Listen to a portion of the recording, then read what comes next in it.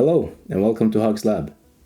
This is the Flipper Zero, and if you've been scrolling YouTube Shorts or TikTok, you may have seen it before. There are a lot of videos showing how this device can hack everything, which it obviously can't, and a lot of the videos are just fake. The Flipper Zero does have a lot of features that make it a useful tool for security professionals, but it also has a lot of other cool features. And that's what this video is going to be about.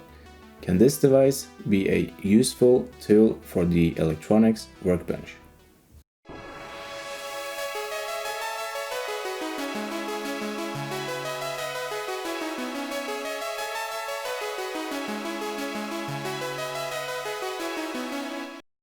So this is my setup here. I have my Flipper Zero. I have it connected to my PC via USB-C. And I also have the qFlipper software running on my PC. So that's how I'm capturing the screen from the Flipper. So that software is actually pretty cool. You can do everything remotely from either the desktop app on a computer, or you can also do it on the telephone app. So let's go into the apps section, and I think we're mostly gonna stay in the GPIO folder today. As we can see, there are multiple apps here, and that takes advantage of the GPIO pins on the Flipper. First, we'll have a look at this Unitemp app. You can see we can add sensors, and here's a list of compatible temperature sensors. I have a few of these, so let's just try them out. I have a DHT11, which is this one right here, and it looks like this. This one has a breakout board with a JST connector. Let's hook this up to 3 and ground. And this one wants to use pin 2, A7.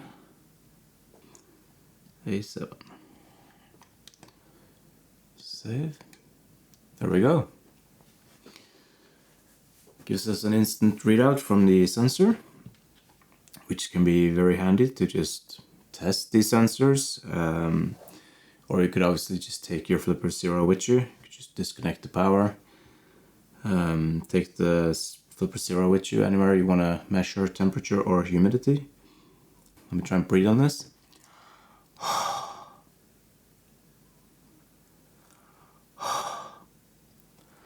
You can see the temperature and humidity rising. Let's just delete this sensor. And then we can try and add a new sensor. I have a DHT22 as well. Let's hook that up. It looks almost the same as the DHT11, but this one is supposed to be more accurate. White VCC. Yellow is the signal, which again goes to pin 2. And we need ground. Let's just add this sensor. Waiting for module on pin 2. Let's hook up the ground. And there we go. Have an instant readout. Let me try and breathe on this one as well.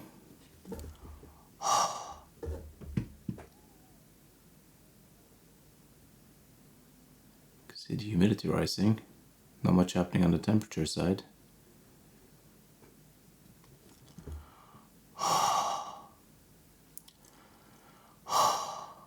There we go. Ooh, 99% humidity. Alright, so that's pretty useful. Let's move on to some different sensors. I have one of these ultrasonic, I think it's ultrasonic, distance sensors. These are just called HCSR04. They have 4 pins, one for VCC, one for ground, and one for trigger and echo. So it sends out the signal and measures how long it takes for the signal to come back. And there should be an app for this as well. That's right here, HCSR. So we want trigger on pin 13. and echo on 14. Look up ground and VCC. Every time we press OK, we get a new readout. And we can see we have a distance of 26 centimeters. You can also see the amount in microseconds it takes for the echo to return to the sensor, which is cool. Try, I have a shelf right here. Let's see if I can measure. Yeah, 20 actually seems pretty accurate. But let's try and actually do a more scientific test here. I mean, this app is giving us 6 decimals. These sensors are not that accurate. I think 1 decimal point would be more than enough here. I'm gonna line up this ruler at the edge of the metal parts here, I guess. And can't have too much in the way. We're probably we're too close to this mat as well, so. Okay, I found this power bank which we can try and measure against. So let's put that on 10 centimeters. That is not accurate at all. I wonder if this sensor might need 5 volts actually. I have more of these sensors, and I think some of them are 3.3 volts. There we go, 3 volt ultrasonic. So let's just try the sensor, which should take 3 volts. So VCC, trigger, echo, and ground.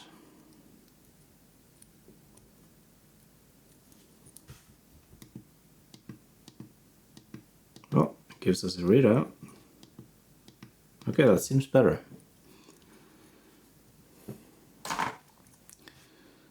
So let's put that on 0 centimeters there, and this one on 10. Oh, that's pretty good. So 9.5. That's pretty decent. Let's go to 20. 19. Yeah, that seems about right for the accuracy on these sensors, and I also have it, as I said, close to the mat here and stuff. So yeah, that's the app for HCSR04. You can obviously, again, test the sensors this way, or if you actually need to measure something with not a lot of accuracy, just take it with you and measure against the wall or something. Let's see, there we go, ServoTester. This app also looks interesting. Let's see if we can find a servo to test. I have one right here. VCC signal, which I think was it was A7 again. Something happened at least. So apparently you can do manual adjustments, but I have been having issues with that locking up, and that's exactly what it has done right now. But luckily you can just use the OK button to toggle some different modes. So if you go to auto, it will just wipe from left to right.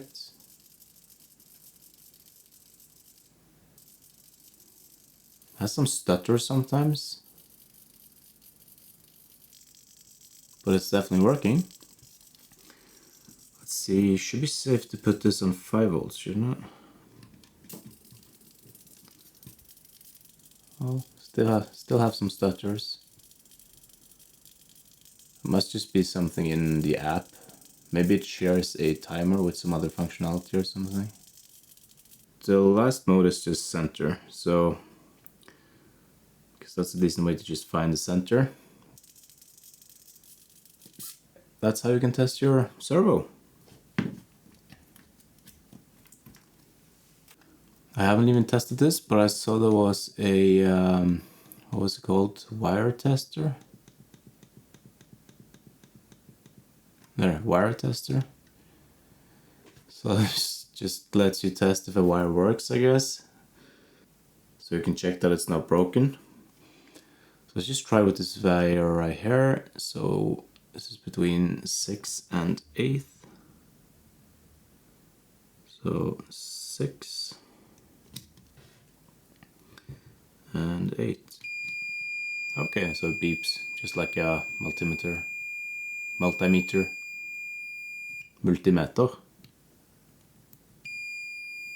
Well, I guess that can be useful sometimes.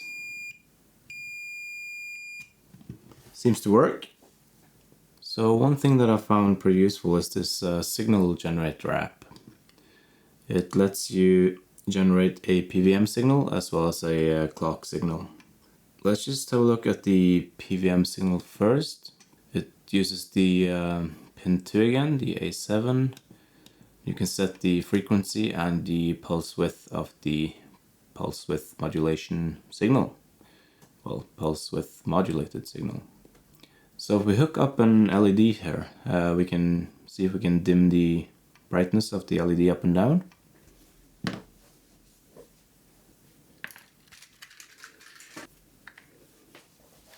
Okay, so we have a breadboard, an LED, and a resistor. This one. Let's go with black for the ground.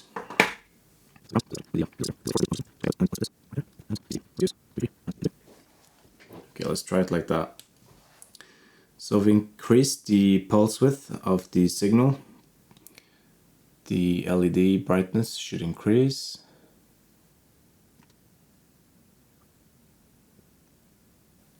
Well, that was the other way around, to be honest, because I hooked up the must be since I have the ground here.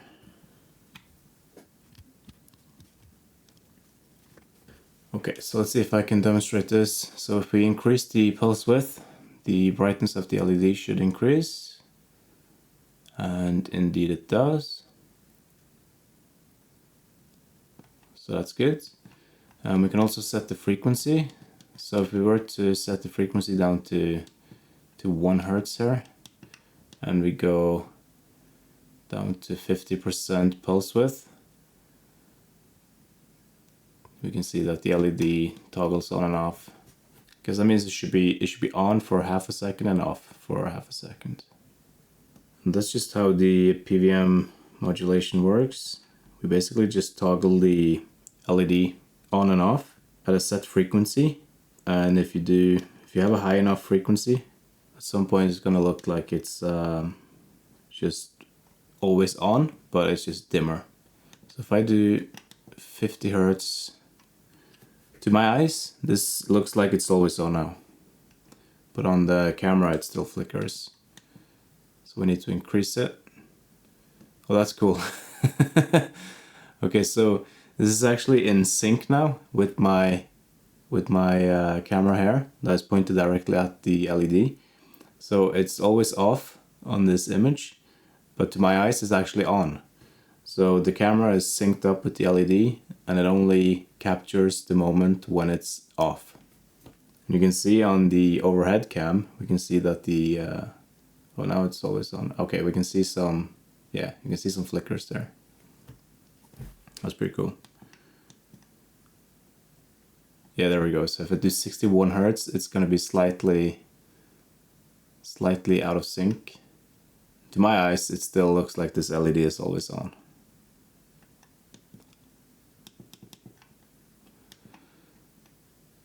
There we go. So now it's locked on in the on part. So now it doesn't flicker on 60. There we go. It's just a matter of where it is in the cycle. I'll hook up the oscilloscope as well so we can have a look at how the signal actually looks. So now you can see me drink my coffee in the oscilloscope reflection. Right, it's not going to be the best capture here, but it will have to do. So let's hook this up to the signal.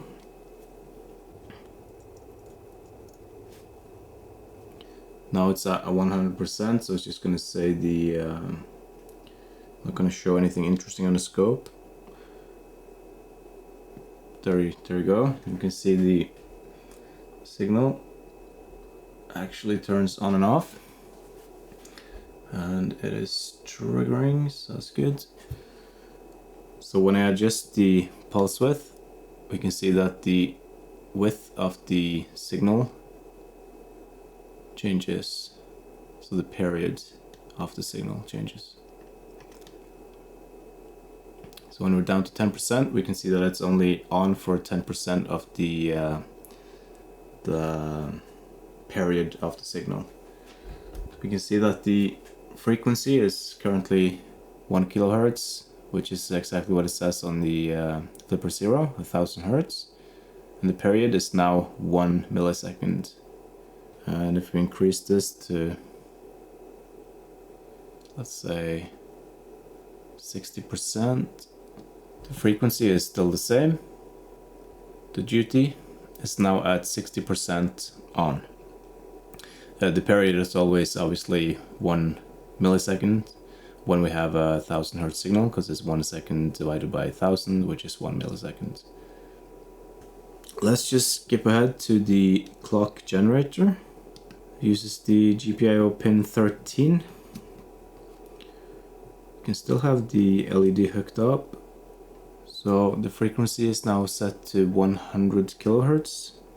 We can see on the scope that we have another signal now, which is a lot faster. It's actually not even triggering nicely on my scope, but it should be around 100k, and the oscilloscope says 99-ish, so that's good. Here's 200k, 400, 800, 1 megahertz. We can see that the signal isn't that square anymore. So it's 16 megahertz. We basically have a sawtooth wave. Let's just go down to 32.7k. The scope says 32.79, which is pretty close, 32.768.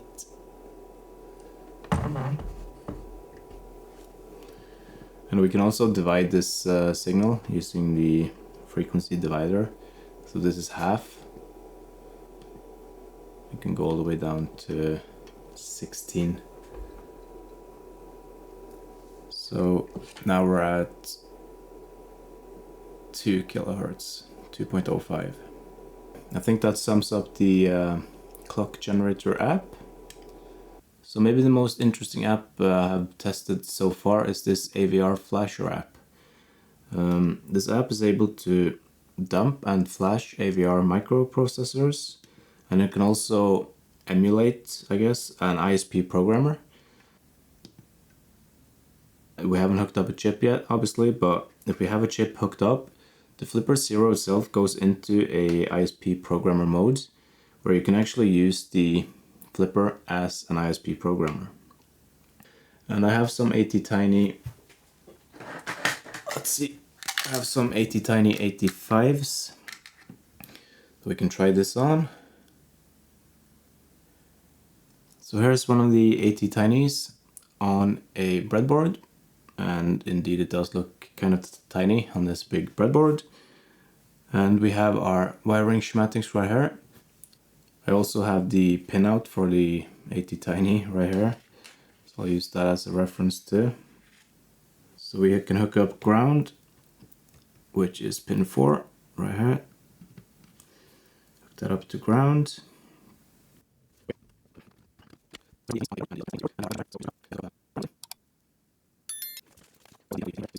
Right, so that's a bit of a mess, but that should be our ATtiny hooked up, excluding the VCC, which we also have to hook up, obviously. There we go.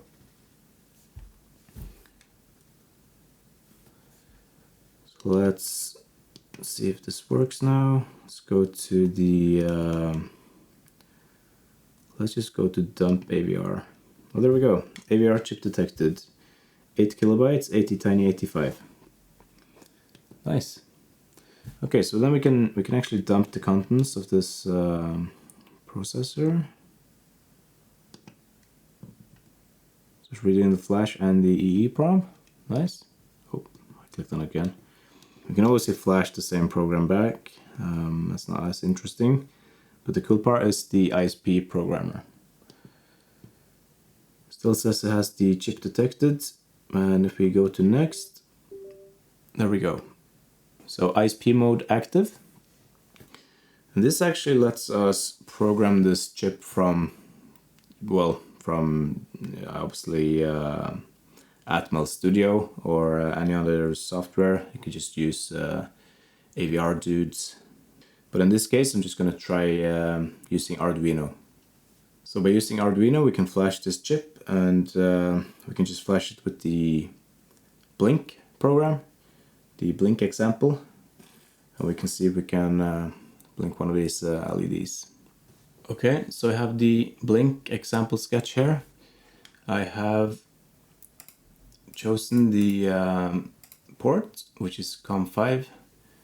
I have chosen the board, and I'm also using the ATTinyCore plugin here, which gives you all of these ATTiny boards to choose from.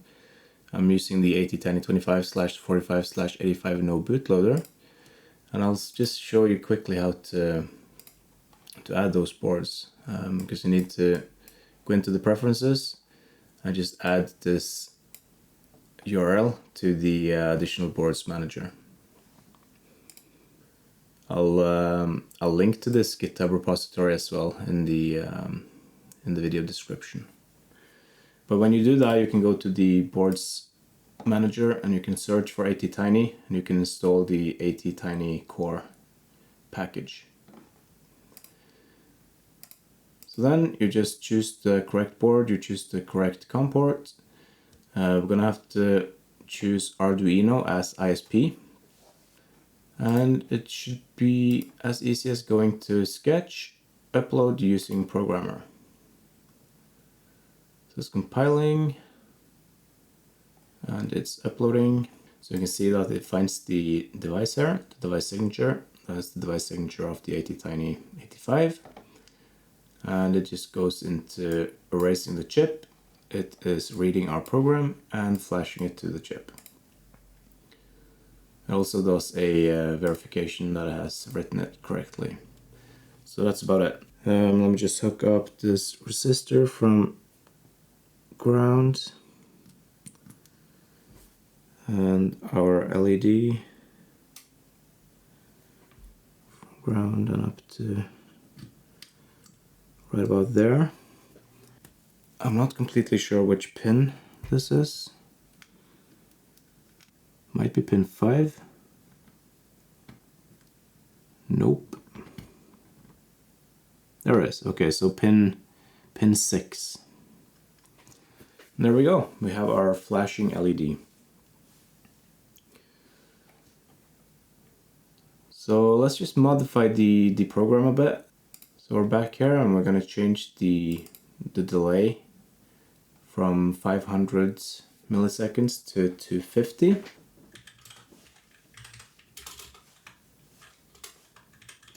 So now we have 250, so it should flash twice as fast. So I do the same thing again. I go to Sketch, upload using programmer.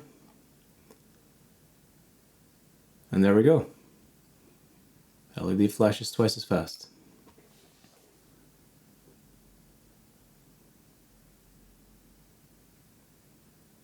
Now we have the slow flashing. Okay, so let's try and do the flash AVR. I'm gonna use our Blink 250.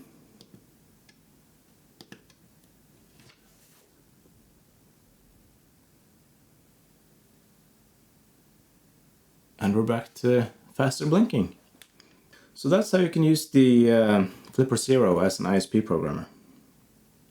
Now I'm going to flash a different sketch here. This is a software serial sketch. And every 2 seconds it's going to increase the counter and just print it out on the serial port. So let's just do sketch, upload using programmer. There we go, no blinking. So now we're gonna try this UART Terminal app. We need to choose, we need to choose 9600 baud, and that's basically it. Alright, now we need to hook up the TX pin from the AT-Tiny to the RX pin on the flipper. And the TX pin should be pin 3. That should be right here. There we go. There's our counter. So you can actually use the Flipper Zero as a UART terminal as well. And just for fun, we can have a look at the UART signal on the scope. So let's just hook this up to ground. And let's see what's easiest. I'll just connect this right there, I think. Do we still have the signal? Yeah. There's our UART signal. Every time it prints a line, you can see the different packets.